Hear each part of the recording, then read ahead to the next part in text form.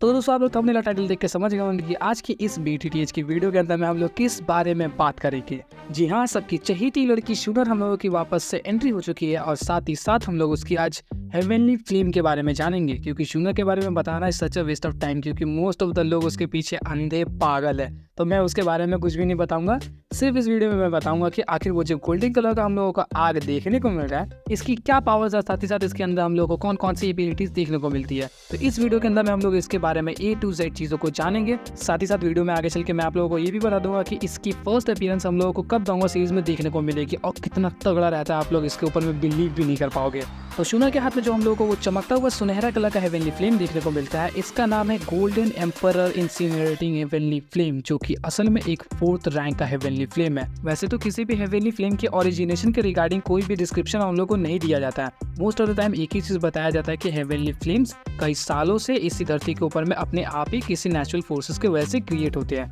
वैसे ही इस gold emperor heavenly flame के ओरिजिनेशन के रिगार्डिंग हम लोगों को कुछ भी डोंगा सीरीज में नहीं बताया था। सिर्फ और सिर्फ इतना ही पता है कि गू क्लैन यानी कि वही हमारा शोइन का ससुराल, वहाँ के एंसेस्टर्स के पास में ये जो गोल्डन फ्लेम है वो काफी सालों से था और लेटर ऑन धीरे धीरे करके ये लोग अपने आने वाले डिसेंडेंट्स को पास आउट करते गए हैं और फाइनली अब ये जो फ्लेम है वो शूनर के हाथों में आ चुकी है, यानी कि हमारी शोयन की सेकंड वाइफ। वैसे तो आप लोग इसकी रैंक को सुन के समझ ही गए होंगे कि ये कितना ज्यादा तगड़ा हेवनली फ्लेम है, लेकिन इसकी पावर्स का अंदाजा हम लोग उस समय लगा सकते हैं जब ये फर्स्ट टाइम अपीयर होता है तो शोयन का ग्लेज्ड हार्ट लोटस फ्लेम जो है वो घबराने लगता है। साथ ही साथ एक जगह पे हम लोग को डिस्क्रिप्शन देखने को मिलता है कि गू क्लैन के एक एंसेस्टर ने इस हेवनली फ्लेम से 2 शंक की स्पेशल स्टॉर्म को डिस्ट्रॉय करके रख दिया था। तो चलिए अब हम लोग जानते हैं कि शूनर की इस हेवनली फ्लेम को हम लोग को डोंगा सीरीज के अंदर में कब दिखाया जाएगा। चैप्टर 1104 के अंदर में शूनर की एंट्री को हम लोग को काफी क्लियरली दिखा दिया गया, लेकिन उस पूरे चैप्टर के अंदर में सिर्फ और सिर्फ शूनर और शोइन के साथ में कैसा मेल मिलाप होगा और उस दौरान उसकी ब्यूटी, उसकी काम वॉइस और उसकी पावर्स के बारे में थोड़ा सा उन लोग को झलक बता रहे थे। और मैं इस चीज़ के बारे में आप लोगों को बिल्कुल भी नहीं बताना चाहूँगा, क्योंकि अगर आप लोग इसे डोंगा सीरीज के अंदर में देखोगे तो आप लोगों को वो काफ़ी अच्छी तरीके से फील हो। और उस पूरे चैप्टर के अंदर में हम लोगों को हेवनली फ्लेम के रिगार्डिंग कोई भी डिस्क्रिप्शन या फिर किसी भी तरीके का अपीयरेंस को नहीं बताया गया, लेकिन चैप्टर 1105 के अंदर में वहाँ पर उसने अपना गोल्डन हेवनली फ्लेम्स को फर्स्ट टाइम पे दिखाया। तो इस चैप्टर की स्टार्टिंग के दौरान तक बिंग जुनसी और हॉल ऑफ सोल्स का वो जो किंग हाई था उन सभी लोगों की एंट्री हो चुकी थी और बिंग जुनसी इस लड़की को देखकर बिल्कुल भी नहीं पहचान पा रहा था कि आखिर ये है कौन, लेकिन उससे इतना तो जरूर पता था कि इस लड़की की पावर्स और बैकग्राउंड जो है वो नॉर्मल नहीं है, वो काफ़ी ज़्यादा पावरफुल बैकग्राउंड से बिलोंग करते हैं, क्योंकि इसके साथ 2 पावरफुल दोजून्स आए थे सिर्फ और सिर्फ इसके बॉडीगार्ड के रूप में। इससे उसे अंदाजा हो रहा था कि ये कितना ज़्यादा पावरफुल है। और शूनर के बारे में इसे इसलिए नहीं पता था क्योंकि गू क्लैन अपनी आइडेंटिटी को छुपा कर रखती है और मोस्ट ऑफ द कॉमन लोग गू क्लैन के बारे में ज़्यादातर चीज़ों को जानते तक नहीं है, क्योंकि गू क्लैन के पास में अपने जो 2 शंक्स है वो लोग खुद की एक स्पेस को क्रिएट करके रखते हैं जहाँ पर वो लोग अपने रीम को काफ़ी प्रोटेक्टफुली और सभी तरीके से छुपा कर रखते हैं। और यही कारण था कि बिंग जुनसी इस लड़की के बारे में साथ ही साथ गू क्लैन के बारे में बहुत कम ही चीज़ों को जानता था और नॉर्मल लोग तो इसके बारे में बिल्कुल भी नहीं जानते।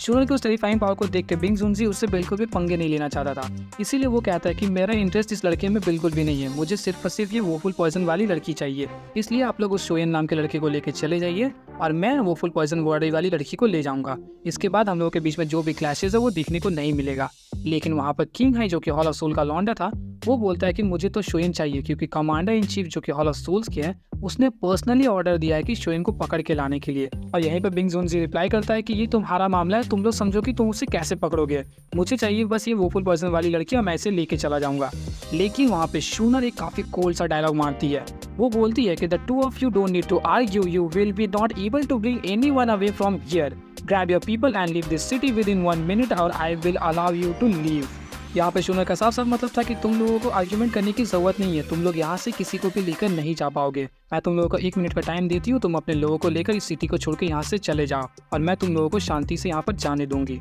लेकिन हॉल ऑफ सोल का किंग है वो काफ़ी ज़्यादा घमंडी था, वो कहता है कि पहली बार मैंने किसी को देखा है जो हॉल ऑफ सोल्स वालों के साथ में सीधे मुंह बात भी कर पा रहा है। लेकिन शूनर वहाँ पे सिर्फ और सिर्फ एक ही जवाब देती है, वो कहती है कि तुम्हारे पास सिर्फ और सिर्फ 30 सेकेंड है। और यही वो मोमेंट था जब शूनर के हाथों की उंगलियों के बीच से वो गोल्डन फ्लेम धीरे धीरे करके बाहर आ रहा था, जिसकी टेरिफाइंग पावर के बारे में सभी लोगों का अंदाजा लगने ही वाला है। इतनी सारी आर्ग्यूमेंट के बाद भी कोई भी रिट्रीट करने को तैयार नहीं था, जिस वजह से किंग जुनसी और बिंग ही ये दोनों लड़ाई के लिए उतावले हो जाते हैं। और यहाँ पर शूनर के साथ में जो 2 एल्डर्स आए थे वो लोग ऑन अराउंड, उनमें से एक एल्डर 4 स्टार दोजुन था और दूसरा एल्डर तकरीबन 4 से 5 स्टार दोजुन था। और वो जो फर्स्ट एल्डर जो कि 4 to 5 स्टार दोजोंग के आसपास थे, वो बिंग जुनजी के साथ में लड़ाई करना वहाँ पर स्टार्ट कर देते हैं। उन लोगों की फाइट जो थी वो काफ़ी टेरिफाइंग चल रही थी। लेकिन इसी दौरान यहाँ पे वो जो दूसरे सिर्फ और सिर्फ 4 स्टार दोजोंग वाले लौंडे थे, वो वहाँ पर किंग हाई और त्यान स्वानजी इन दोनों को अकेला ही पहचानना स्टार्ट कर देता है। इन तीनों की फाइट भी काफ़ी अच्छी खासी चल रही थी और इस फाइट के दौरान किंग हाई के साथ में और तकरीबन 8 से 9 लौंडे आए थे,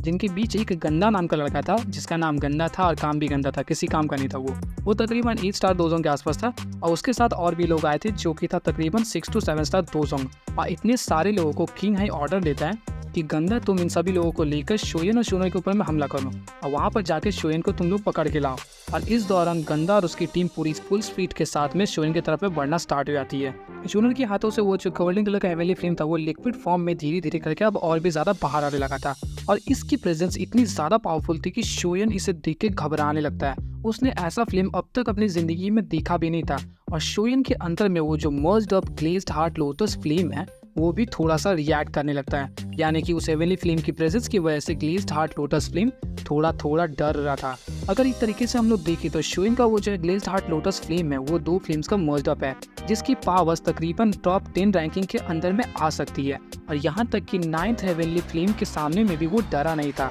लेकिन शोयन अभी भी इसी सोच में पड़ा हुआ था कि आखिर ये कौन सा हेवनली फ्लेम है जो कि मेरे ग्लेज्ड हार्ट लोटस फ्लेम तक को डरा के रख दे रही है। उसको बस इतना ही पता था कि टॉप 10 रैंकिंग के अंदर में 2 ही तरीके के गोल्डन फ्लेम्स है, जो कि एक आता है 7th रैंकिंग वाला, दूसरा आता है 4th रैंकिंग वाला। 7th रैंकिंग वाले का नाम है 9 क्विट गोल्ड एंसेस्ट्रल फ्लेम और दूसरा जो कि 4th रैंकिंग वाला है उसका नाम है गोल्ड एम्परर इंसिनरेटिंग हेवनली फ्लेम। और इन लोगों में से कौन सा शूनर के पास में उसे वो बिल्कुल भी समझ नहीं आ रहा था। और यहाँ पे शोयन सोचता है कि उसे इस फाइट में फिर से एंगेज होना पड़ेगा, लेकिन उसके सामने शूनर खड़ी थी। गंदा और उसकी टीम कई सारी दो की पिलर से शूनर और शोयन के ऊपर में हमला करते हैं, लेकिन उस दौरान शूनर के हाथ से वो जो हेवनली फ्लेम था वो काफी तेजी से निकलकर उन लोगों को घेर के बचा देता है और वहाँ पे जितने भी दो की पिलर्स थे सभी को काफी आसानी से डिस्ट्रॉय करके रख देता है। और इसे देखकर गंदा और उसकी टीम काफी ज्यादा घबरा भी जाती है और अब बारी आ गई थी कि शूनर अब अपना हमला करे। शूनर अपनी इस हेवनली फ्लेम की मदद से गंदा और उसकी टीम के ऊपर में काफी एक टेरिफाइंग अटैक करती है, जिसको गंदा और उसकी टीम सभी लोग काफी एक स्ट्रॉन्ग डिफेंसिव फॉर्मेशन के जरिए खुद को प्रोटेक्ट करने की ट्राई करते हैं।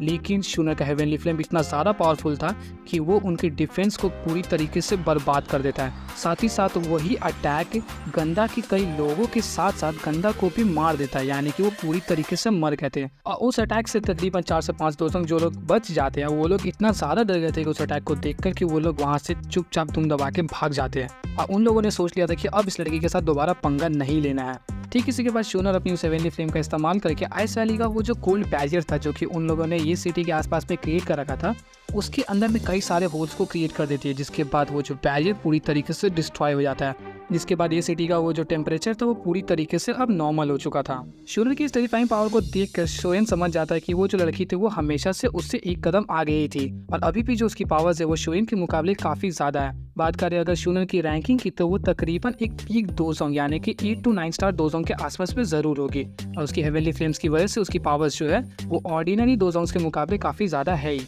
शोयन शूनर की इन पावर्स को देख के कहता है कि तुम हमेशा से मुझसे एक कदम आगे थी ना, तो शूनर वहाँ पे रिप्लाई करती है नहीं ऐसा बिल्कुल भी नहीं है, मेरी जो पावर्स है वो सिर्फ और सिर्फ एंसेस्टर्स की ब्लड लाइन की वजह से ही इतनी ज़्यादा तेज़ी से ग्रोथ कर पाई है, लेकिन अगर हम लोग तुमसे कंपेयर करें तो तुम मुझसे 10 गुना ज़्यादा बेटर हो, क्योंकि तुम्हारी पावर्स किसी एंसेस्टर की ब्लड लाइन की वजह से नहीं बल्कि तुम्हारी खुद की पोटेंशियल की वजह से इस हद तक पहुंची है। जिसे सुनकर शोयन थोड़ा सा शांत हो जाता है, उसे लगने लगता है कि हाँ शूनर की बातों में थोड़ी सी सच्चाई तो है ही। तो आज की इस वीडियो में बस इतना ही रहा और भी ऐसी न्यू इंटरेस्टिंग वीडियोस के लिए आप लोगों को पता ही है क्या करना है।